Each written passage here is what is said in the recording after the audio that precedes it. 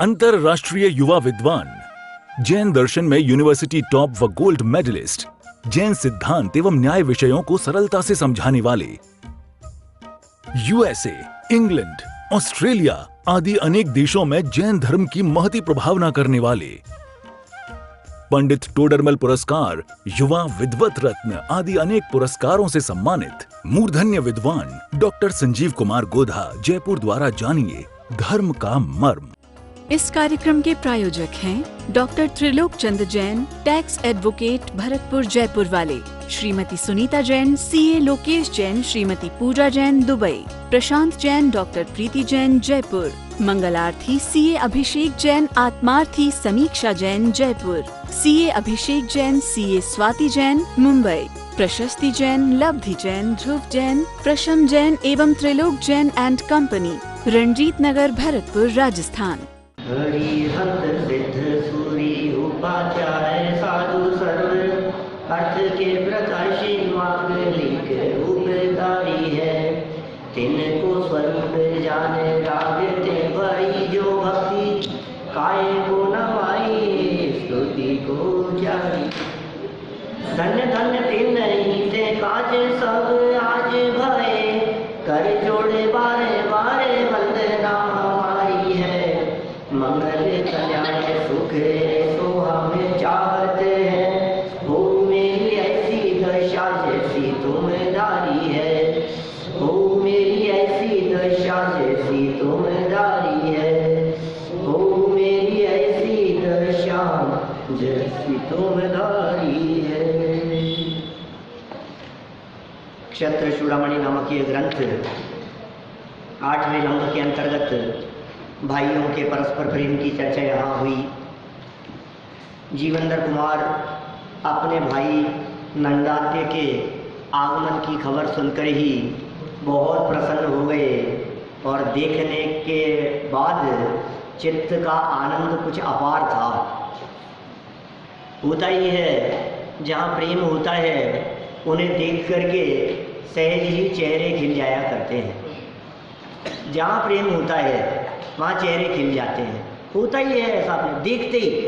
अब ये आए शावड़ा जी आज कभी कभी आते हैं तो देखते ही चेहरा खिल जाता है। ऐसा होता है ना, जहाँ अपनापन होता है वहाँ ऐसा लगता है अरे आप आ गए, समझ लो आप। ऐसे कहते हैं आज है? क्या चीज़? हाँ आज तो देखो आप अभय जी आ गए हैं, भीम जी हैं, सब लोग। तो अभी भादवा शुरू हो गया है ना। खैर देखिए, मैंने ये प्रसन्नता जीवंदर कुमार के चित्त में दिखाई दी। क्या कह रहे हैं आगे? उनका परस्पर मिलन ये तो हो ही गया था। अब महान दुख का भी तत्काल नाश होना, दुख का तत्काल नाश 375 नंबर पेज पे देखिए। अनुजो भी तमालोक्य मुझे दुख सागरात विस्मृतम ही चिरम भुक्तम दुखम स्यात् सुख लाभत। छोटा भाई भी अपने बड़े भाई जीवंदर कुमार को देखकर दुख रूपी समुद्र से पार हो गया। जीवंदर कुमार जो थे उनके चित्त में तो अत्यधिक उत्साह और आनंद था ही। छोटा भाई भी तो तलाश रहा था। जीवंदर कुमार स्वयं तो सुरक्षित थे जब वहां से निकले थे। काष्ठांगार की कैद में से जब बाहर निकल गए थे तो स्वयं तो सुरक्षित थे और परिवार वालों की चिंता थी नहीं, क्योंकि परिवार तो पीछे से अपने घर पे सब जगह है। लेकिन परिवार वालों को तो जीवंदर की चिंता थी। कहाँ गए? कोई सूचना भी नहीं, कोई खबर भी नहीं, कुछ पता भी नहीं। तो ये जो इनका छोटा भाई था, इसने जैसे ही जीवंदर कुमार को देखा तो मानो जो दुख का सागर चला आ रहा था कि मेरे भाई खो गए, मेरे भाई कहीं चले गए, मेरे भाई मिल नहीं रहे हैं, पता नहीं किस हाल में होंगे, पता नहीं कहाँ होंगे। वो जो दुख का सागर लहरा रहा था, वो दुख का सागर ये तत्काल ही पार हो गए उससे वे। देखिए 10-20-25 वर्ष तो निकल गए। कितने साल निकले हैं, न मालूम कितने वर्ष निकल गए। निश्चय से चिरकाल तक भोगे हुए दुख का भी सुख मिलने पर विस्मरण हो जाता है। ये सच्चाई है कि बहुत लंबे समय से यदि किसी व्यक्ति को कोई दुख और तकलीफ चल रही हो, जब आनंद का प्रसंग आता है तो भूतकाल में वो जो तकलीफ हुई थी ना, उस तकलीफ को भूल जाता है। बड़ी से बड़ी बीमारी हुई हो, बड़ा से बड़ा संकट आ गया हो, बड़ी से बड़ी आपत्तियां हमारे ऊपर आई हो, लेकिन वे आपत्तियां, वे संकट भी जब सुख के प्रसंग आते हैं तो वो सब भूल जाता है। नोटबंदी होने पर जो हाथ में पैसा नहीं था, जो तकलीफ थी और जो लाइनें लग रही थी और जो तकलीफ भुगत रही थी भारत की जनता, आज वो तकलीफ कितनों को याद है? होगी, कभी वापस याद करो तो फिर पुरानी बात कभी याद आए तो, नहीं तो सब भूल भाल गए, खत्म हो गई वो बात। अब क्या है? अब तो अच्छे दिन आ गए। माने मेरा कहने का मतलब यह है, ये नीतिकार कह रहे हैं, ये नीति है। कितना भी बड़ा संकट हो, जब सुख के प्रसंग आते हैं तो भूल जाता है पुरानी बातों को। घर में किसी का मरण हो गया हो, बतलाओ आज शादी का प्रसंग है, तो उसको कौन याद करता है? कोई याद नहीं करता है। एक दिन ऐसा हुआ था, आपके कभी यदि फ्रैक्चर हुआ हो, आपके कभी यदि टाइफाइड हुआ हो, आपके यदि कोई ऐसी बड़ी तकलीफ आई हो, आज कौन याद कर रहा है? अभी तो मुस्कुराते हुए दिख रहे हैं आप सब। याद नहीं है उसको, खत्म हो गई वो बात, गई, उसमें क्या हो गया? देखिए सरल अर्थ, छोटा भाई नंदाड भी अपने बड़े भाई जीवंदर कुमार को देखते ही दुख रूपी सागर से पार हो गया, क्योंकि बहुत समय तक भोगा गया महादुख भी सुख की प्राप्ति होते ही तत्काल नष्ट हो जाता है। ये इसके लिए तो इतने उदाहरण दिए जा सकते हैं, लौकिक उदाहरण तो मैंने दिए ही। यदि आप थोड़ा सा तात्विक दृष्टि से बात करो तो हम ये कह सकते हैं, भूतकाल की नरकों की वेदना आज कितनों को याद है? भूल गए ना। नरक निगोद में जो हमने काल बिताया था और नरक में रहते हुए प्रति पल जो ये बात चलती रहती थी, हे भगवान इस नरक से कोई निकाल ले, हे भगवान इस नरक से निकल जाऊं मैं। अब निकलने के बाद कितनों को याद है? छोड़ो नरक की बात, बहुत दूर चले गए वो, तो थोड़ा नजदीक आओ। गर्भ अवस्था की तकलीफ तो सबने भोगी है, 9 महीने पेट में। बोलो ये सोचता है हे भगवान निकाल लो मुझे यहाँ। वो है उसकी पंक्तियां भजन की, लक्ष्य था शिवपुर जाने का बड़ा, जिस समय माँ गर्भ में था मैं पड़ा, लक्ष्य क्यों अपना भुला कर रह गए, चंद क्षण जीवन के मेरे रह गए। ये लक्ष्य था उस समय, ये भगवान निकाल ले। और वो सारी कथा जो ध्यानत राय जी ने की है, किसकी पूजन है? ध्यानत राय जी की है ना, आदिनाथ स्वामी की पूजन।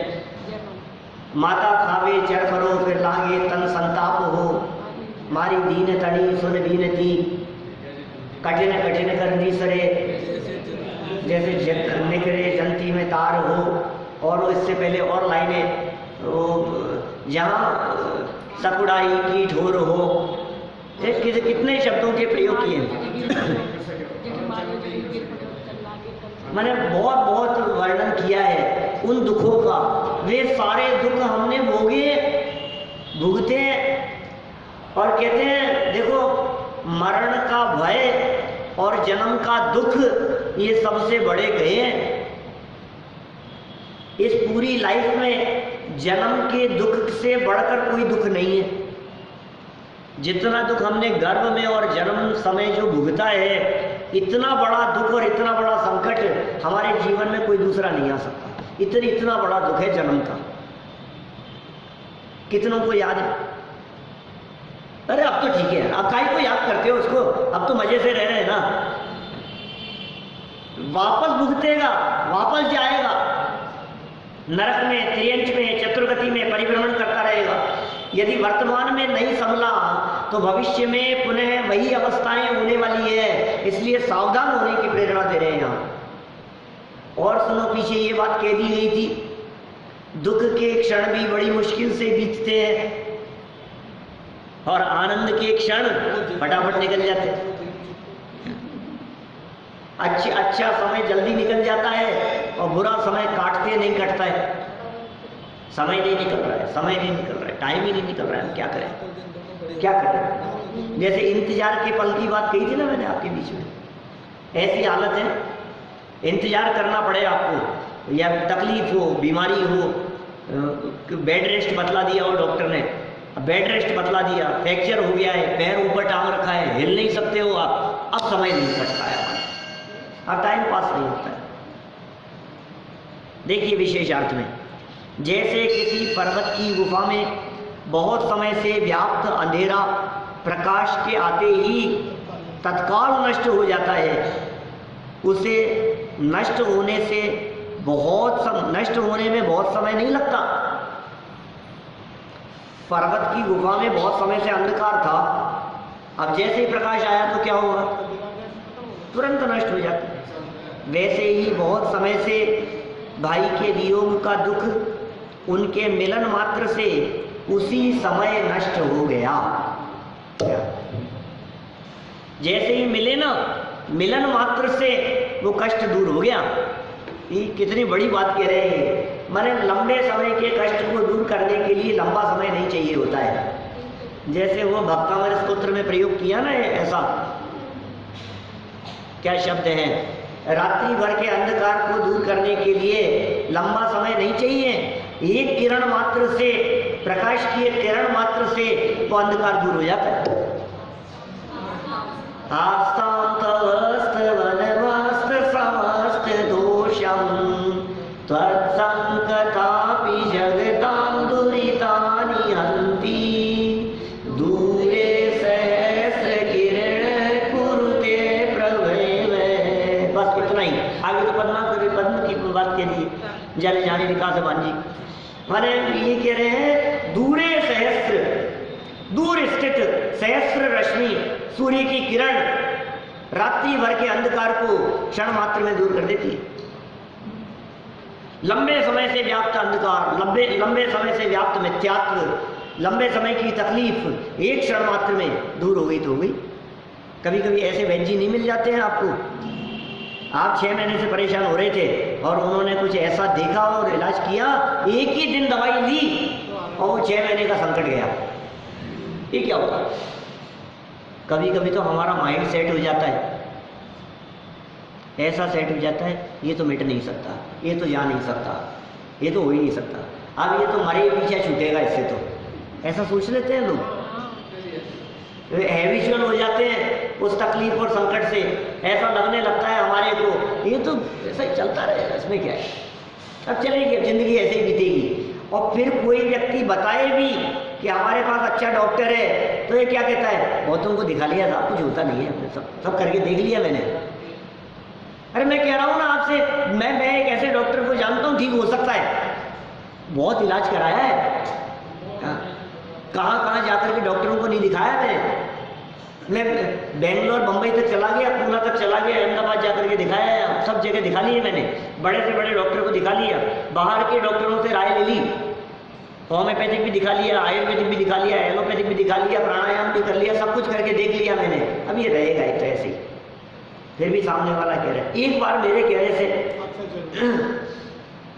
दिखा तो लो, क्या बिगड़ रहा है उसका, इधर टाइम वेस्ट होगा और कुछ नहीं है। अब इसको भरोसा नहीं हो रहा है, इतने लंबे समय से तकलीफ भोग रहा है, इसको भरोसा नहीं हो रहा है। यहाँ हम आपको भरोसा दिला रहे हैं, आपकी अनादि काल से चली आ रही ये मिथ्यात्व अवस्था, ये अज्ञानता का दुख, ये संसार अवस्था के दुख, कष्ट और तकलीफ, ये सब मिट जाएगी। अरे ऐसे आसान थोड़ी ना, ऐसे थोड़ी ना मिटती है, क्षण मात्र में मिट जाएगी, भरोसा कर, काम हो सकता है। देखो वास्तव में देखा जाए तो अनादि काल से अनंत वर्षों में जिस दुख को अज्ञानी अपने अज्ञान के कारण भोगता चला आया है। क्या?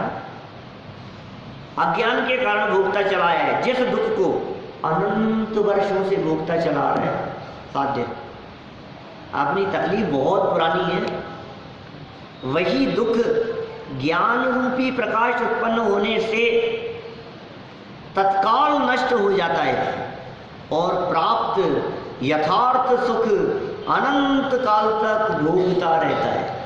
बोलो, ये चमत्कार हो जाता है। फिर दोबारा ये तकलीफ नहीं आएगी आपको। जबरदस्ती कष्ट भोग रहा है, जबरदस्ती तकलीफ पा रहा है। कई कई लोग ज़्यादा होशियार होते हैं, वो किसी को दिखाते नहीं है कोई तकलीफ आती है तो। फिर कोई डॉक्टर परिचित मिल जाए, तो यार तुम जबरदस्ती तकलीफ भोग रहे हो, कुछ भी नहीं है, इतना सा काम है, 15 मिनट भी नहीं लगेंगे ऑपरेशन में, मैं तो नहीं कराऊँ, तकलीफ भोग रहा है बिना मतलब। इतना बड़ा संकट भोग रहा है, ये ठीक नहीं है। आपको मालूम है, दादा, छोटे दादा डॉक्टर हुकम चंद जी बारिल 82-83 साल की उम्र में कमर में इतना तेज दर्द था, इतना तेज दर्द था, हिलडुल नहीं सकते थे। डॉक्टर ने कहा कि रीढ़ की हड्डी का ऑपरेशन होगा। क्या? रीढ़ की हड्डी का ऑपरेशन होगा। तो उन्होंने कहा कि भाई इस उम्र में क्या ऑपरेशन कराएं, 82 साल की उम्र में ऑपरेशन। तो डॉक्टर ने कहा ये जो ऑपरेशन होता है ना, ये इसी उम्र में होता है। ऐसी जो तकलीफ का जो ऑपरेशन है, ये इसी उम्र में होता है। और इतना बड़ा ऑपरेशन कि 10 घंटे लगे उस ऑपरेशन में, क्या? रीढ़ की हड्डी का ऑपरेशन। तो उन्होंने कहा कि कोई ऐसा नहीं हो सकता है क्या, अभी ऐसे ही चलता रहे, क्या ऑपरेशन, इतना लंबा ऑपरेशन कराएंगे, अब कितनी सी ज़िंदगी बची है, क्या ऑपरेशन कराएं? तो डॉक्टर ने ये कहा कि ज़िंदगी साल भर की बची हो चाहे 5 साल की, क्या आज ऑपरेशन कराने के बाद में कल से तकलीफ यदि दूर हो जाती है तो साल भर की भी बची हो, वो साल भर दुख सह करके क्यों बिताए? बताओ। जितनी भी जिंदगी बची हो उतनी जिंदगी को सुख शांति से तो बिताएंगे आप बाद में, वो तकलीफ तो मिट जाएगी। उन्होंने ऑपरेशन कराया, आप मानेंगे नहीं, जो चल फिर नहीं सकते थे बिना लकड़ी के, ऐसी तकलीफ थी, वो बिना लकड़ी बिना पकड़े 2-2 मंजिल आराम से सीढ़ियां चढ़ लेते हैं। क्या वापस जवानी आ गई, ऐसा परिवर्तन हो गया। सोचो,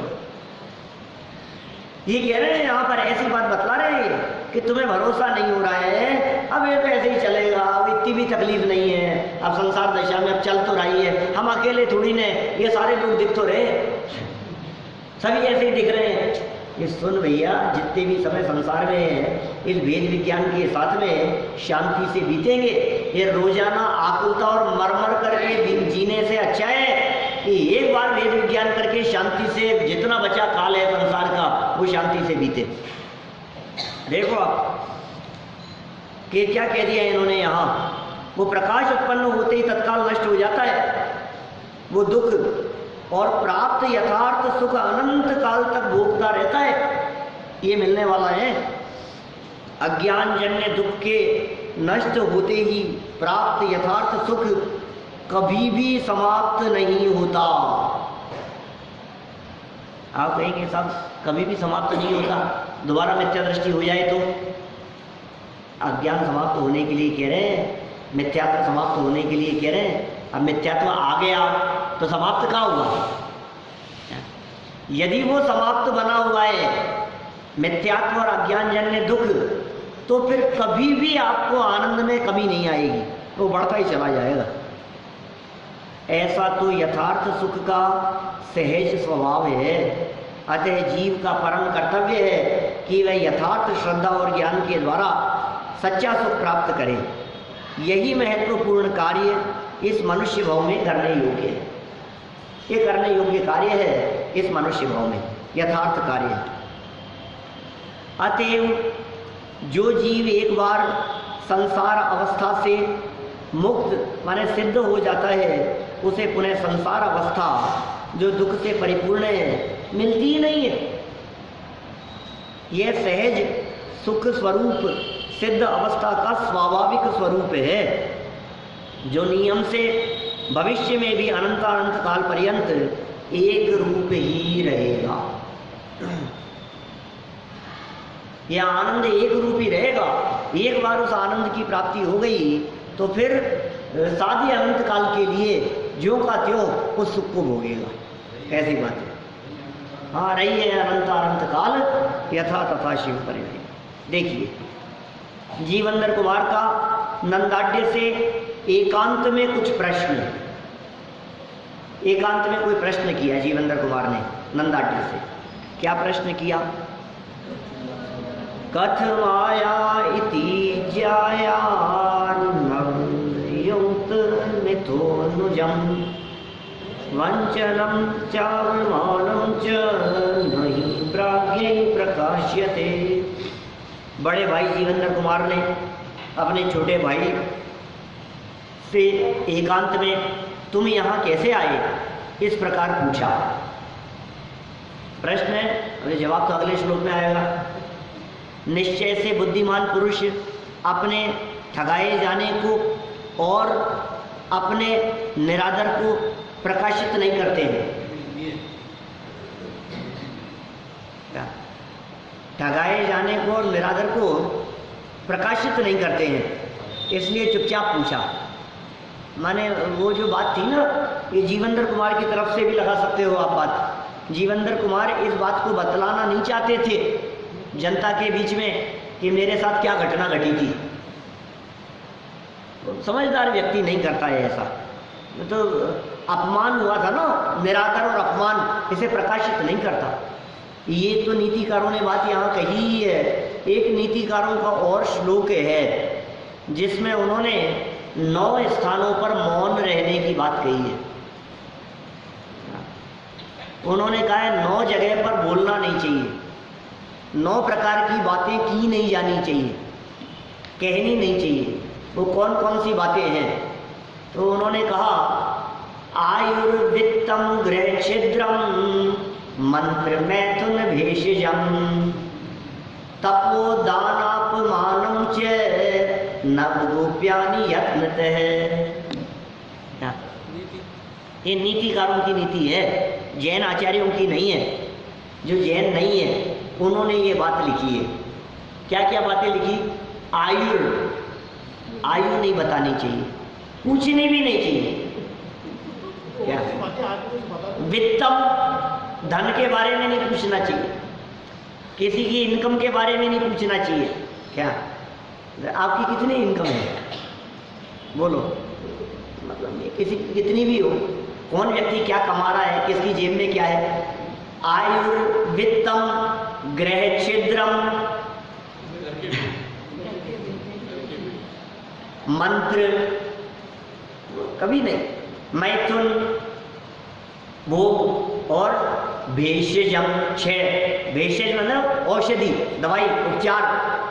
आपने किसी को बतला दिया कि यार ये दवाई लो, तुम डॉक्टर हो, तुम ऑथेंटिक हो उसके लिए। हम नहीं बतलाएंगे किसी को भी कोई दवाई। तुम एक काम करना, इससे ऐसा काढ़ा बना करके पी लेना, ऐसा करके। क्या एक काम करो, तुम ये ले लो, हमारे ऐसा ही हुआ था दर्द, और ये दवाई मिलती है, ये दवाई ले आओ आप और ये ले लो। क्या नाक में ये तेल डाल लेना, इससे ऐसा हो जाएगा। भाई साहब नीतिकार ये कह रहे हैं कि आप चुप रहो, बोलो मत, क्योंकि क्या पता उल्टा पड़ जाए। आयुर्वित्तम गृह छिद्रम मंत्र मैथुन भेषजम तपो। तप, आपने तपस्या की हो, आपने उपवास किए हो, आपने व्रतादि धारण किए हो, नहीं। दान की बात भी नहीं। पता है कितना दान दिया है मैंने? अपने मुंह से कभी दान की बात बतलाना नहीं।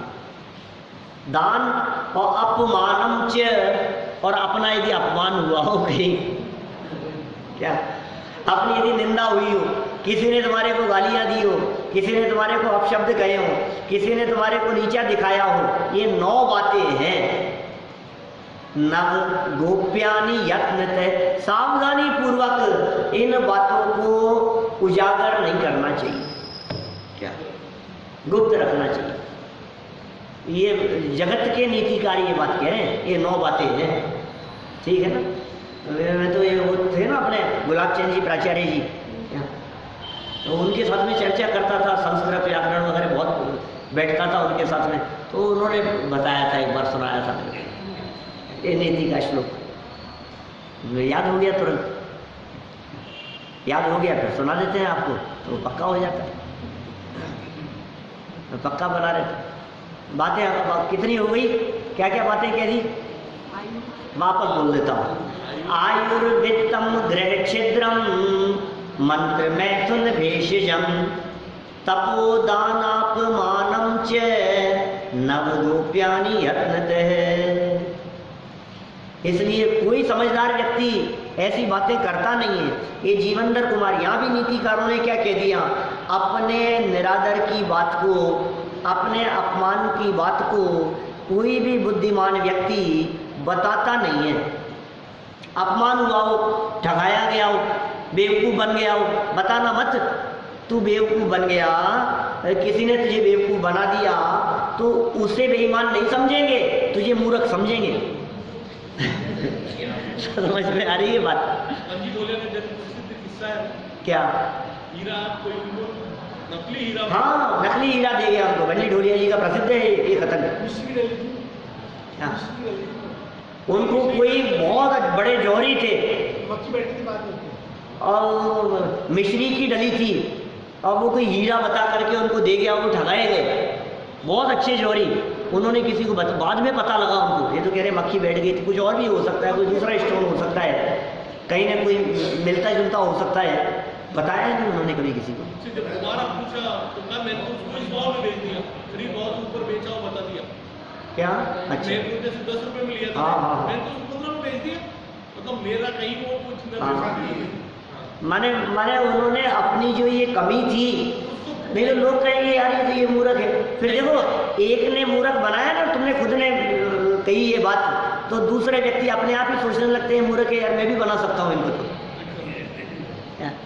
एक की देखा देख 4 और सोचते हैं, और आप उनमें अपनी प्रशंसा भी बखान मत करना कि उन्होंने हमारे 2 लाख रुपए ले लिए, हमने कुछ नहीं किया यार, कोई बात नहीं, अब गए तो गए, कोई बात नहीं। तो 4 आदमी सोचने लगते हैं यार हम ही ले लेते हैं।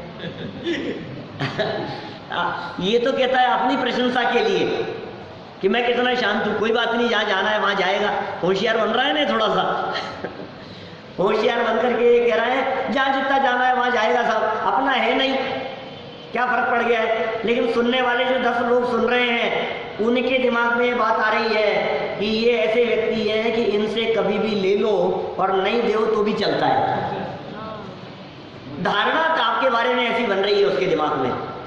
तो भाई साहब, कहीं आपका नुकसान हुआ हो, कहीं आपने, कहीं क्या कह रहे हैं ये, ठगाए गए हो, कहीं आपका निरादर हो गया हो, अपमान हो गया हो, तो आप शांत रहें और वो बताएं नहीं। और सच्चाई तो ये है कि अपने अपमान की बात कोई व्यक्ति किसी को बताता भी नहीं है। फिर भी कभी कदाचित आप बताएं कि कौन कौन बतलाता है इस तरह की बात। जब मैं स्कूल में पढ़ता था तब एक बार मुझे ऐसे बेंच पे खड़ा कर दिया था, याद भी है क्या? वो कोई नहीं करता है इस तरह की बात, पनिशमेंट की बात कोई नहीं करता है, कोई नहीं कहता है कि ऐसा हुआ था मेरे साथ में। देखिए यहाँ क्या कह रहे हैं आगे सरल अर्थ में, आप यहाँ हेमाभा नगरी में कैसे आए, आपको मेरा पता कैसे चला। इस प्रकार जीवनधर कुमार ने भाई नंदाड्य से एकांत में पूछ ही लिया, क्योंकि बुद्धिमान और चतुर लोग अपना ठगाया जाना एवं अपमान सबके सामने प्रकट नहीं करते। कहीं सबके सामने पूछने लग जाए तुम कहाँ से आए, अभी यहाँ कैसे आ गए, तो बात सारी सब खुल जाती, ये तुम्हारा छोटा भाई है, तुम कहाँ भटक रहे हो, तुम कहाँ के निवासी हो, कहाँ से, सारी बातें इधर उधर कैसे सारी बात प्रकट हो जाएगी सामने। चुपचाप पूछ लो। अभी कोई जानता तो है नहीं, नंदाड्डे को जानता नहीं है कोई भी, ये इसका छोटा भाई है ये भी जानता नहीं है, और वो जिस महिला ने कहा था वो भी वहीं राजमहल में रह गई। ये तो दौड़ते हुए आगे आए उच्चाला में, एकांत में दिखे और साइड में लेकर के चुपचाप पूछ लिया। अभी उजागर नहीं हुई ये बात कुछ भी। विशेषार्थ जीवेंद्र कुमार ने काष्ठांगार के बंधन से सुरक्षित निकल आने आदि के विषय में तो नंदाढ्य से कुछ नहीं कहा, अपितु नंदाढ्य से ही आने के विषय में प्रश्न पूछ लिया। यही तो चतुर पुरुषों की चतुरता है। बात घुमा दी, माने वो पूछे उससे पहले अपन ने पूछ लिया और नई बात पूछ ली, अलग हट के बात पूछ ली, तो वो बात तो जो उसके दिमाग में होगी, भाई तुम ठीक तो हो, जो भी हो, वो जो पूछना चाह रहा होगा वो बात दब गई। देखिए नंदाढ्य द्वारा जीवेंद्र कुमार के प्रश्नों का उत्तर। सखेदम ध्यात दुःखोय माचख्यौ वृत्तिमात्मनः ध्याते भी पुरा दुःखे वृषम दुःखाय तेजनः। पहले दुख का जिसने अनुभव किया है, ऐसे इस नंदाढ्य ने अपना सारा वृत्तांत खेद सहित कह दिया। पूर्व के दुख के स्मरण मात्र से मनुष्य अत्यंत दुखी होता है। याद आ जाती है ना। देखो क्या होता है, जैसे मान लो किसी के यहाँ किसी की डेथ हो गई, ठीक है ना, डेथ हो गई, अब 2 दिन हो गए, 3 दिन हो गए, 7 दिन हो गए मान लो, तो अब तो रोता ही थोड़ी ना रहेगा वो। अब जैसे ही कोई परिचित मिलने के लिए आया, कोई खास हमारे ननद आ गई मिलने के लिए है, या कोई ऐसे कोई व्यक्ति आ गई जो खास है, जो बाहर रहते थे, वो आए, तो एकदम उनको देखते ही क्या होता है, वो वापस वो मौत जो हुई थी ना 7 दिन पहले, वो घटना वापस याद आकर के दोबारा फूट फूट के रोने लगता है। वापस वो बात याद आ जाती है।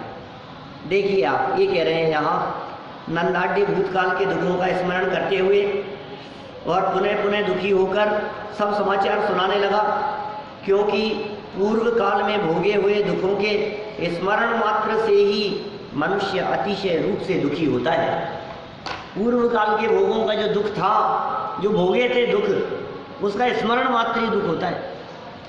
कभी कभी याद आ जाती है ना, कई लोग कहते हैं ऐसी बात, वो साहब वो पुरानी बात मेरे को याद आ गई, मैं जब जब मुझे याद आती है ना मुझे रोना आ जाता है, ऐसी बात कहते हैं। मैं भूल नहीं सकता उस बात को। जब जब मैं उस घटना को याद करता हूँ ना, आंखों से आंसू बहने लग जाते हैं। अकेले में बैठ करके जब मैं याद करता हूँ ना, तो मैं रोने लगता हूँ। मैं ऐसी बातें करते हैं लोग बहुत। वैसे तो मेरा जवाब कुछ और होता है, लेकिन अभी यहाँ कुछ प्रसंग और चल रहा है। मैं तो ये कहता हूँ कि जिन बात को याद करके तेरे को रोना आ जाता है, तो याद ही क्यों करता है? तो याद मत किया करना उस बात को। अरे साहब उन्होंने मेरे साथ ऐसा किया था, मैं जब जब याद करता हूँ मेरा खून खोल जाता है। मत याद किया कर। क्यों याद करता है? मुझे इतना गुस्सा आता है जब भी मेरे दिमाग में वो बात आती है ना, मेरा माथा गर्म हो जाता है। तो तेरा माथा गर्म नहीं हो इसके लिए क्या उपाय है बता? याद मत कर। क्यों बार बार में याद करता है? क्यों उसको धारणा ज्ञान में ले जाता है? क्यों उसको बार बार में याद कर करके पक्का करता है? तू जानता है उसको बार बार में पक्का करके क्या होगा? वर्तमान में तो तकलीफ पाएगा ही, और भविष्य में भी वो क्या होगा? धारणा ज्ञान जब निकलेगा, वो जाति स्मरण ज्ञान के आधार पर या बैर बांध लेगा, तो भाव भाव में तकलीफ पाएगा। ऐसी परिस्थिति बन जाएगी, तो सावधान रहो। खैर देखिए, हाँ जाने दो, और क्या, जो पर्याय आ गई है वो जाएगी। आप उसको लेके क्यों बैठे हो आप? और आपके बैठे रहने से बैठी भी नहीं रहती वो पर्याय तो जाएगी ना। देखिए विशेषार्थ, जीव जिस पर्याय को अपने ज्ञान का गेय बनाता है, जीव जिस पर्याय को अपने ज्ञान का गेय बनाता है, तब वह जीव उस पर्यायमय हो जाता है। क्या ऐसा वस्तु का स्वरूप है? प्रवचन सार गाथा 8 और 9 में ये बात कही है। गाथा 8 में और गाथा 9 में ये बात कह दी गई। क्या बात कह दी? तो आपके ज्ञान का जो ये बनाया ना, आप उस रूप हो जाएंगे। समय सार में इस तरह की बात कही, क्रोधोपयोगी क्रोध है, आपके उपयोग में जो बात वर्त रही है आप वैसा ही अनुभव करते हैं। न्याय के प्रकरणों में ऐसा कहा है, भूताविष्ट ज्ञान की बात कही है, वो ज्ञान में जैसा अनुभव करने लगा, माने समझो आपके ज्ञान में यदि ये बात आ गई कि बाहर बंदर बैठा है, अब जैसा आपके ज्ञान में आ गई बाहर है नहीं, आपके उपयोग का विषय बन गया यार वो बाहर ही बैठा है, अब आप वहां जा नहीं सकते।